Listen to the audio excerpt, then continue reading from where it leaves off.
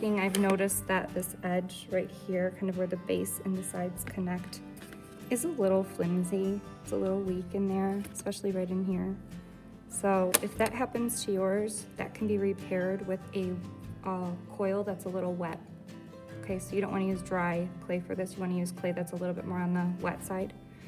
And you can roll out that coil. Make sure it's pretty wet clay.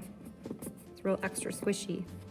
And you can use it like a little patch. So I'm gonna make it a little skinnier here. And I'm going to be careful when I lay it in this seam to not trap any air. So I'm gonna very carefully kind of press it in. Make sure I don't push it in all at once. I'm kind of pressing it in and rolling across that little coil. My thumbnail is just kind of poking in. I'm not meaning to do that. Just making sure that it's pressing in and not trapping any air behind it.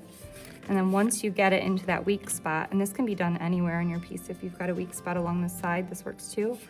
And then once it's in place and you've made sure not to trap any air, you can use it like a little patch. So you can just use your thumb to spread it and connect it to the wall and the base.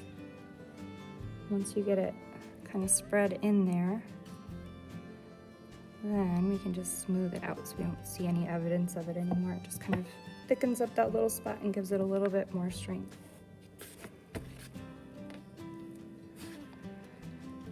I can always get rid of some of these fingerprints and I call these clay boogers. Once this clay gets a little stronger, once it starts to dry a little bit, it will become more rigid. And I can take a very, very lightly damp sponge and kind of run it over the surface of the clay to get rid of any of these little rough spots. It's really hard to do it when it's really wet like this, so I will wait until it dries a bit.